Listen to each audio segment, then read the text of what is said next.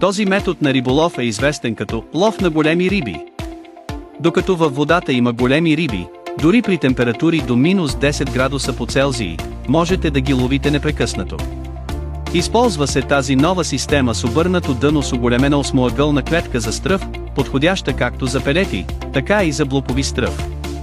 8-те равномерно разпределени куки против заплитане осигуряват 360 градуса всестранно захващане, независимо от посоката, в която кълве рибата, гарантирайки сигурно захващане. Лесна е за употреба, просто заредете 2-3 парчета стръв, закрепете клетката за стръв и свържете въдицата и кордата.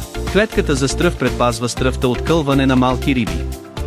Всяка система се предлага с колелце против заплитане, просто прикрепете куките към колелцето по време на замятане и въдицата няма да се заплита, независимо как замятате. Когато система влезе във водата, колелцето автоматично се плъзга надолу, разделяйки куките и ефективно предотвратявайки заплитането.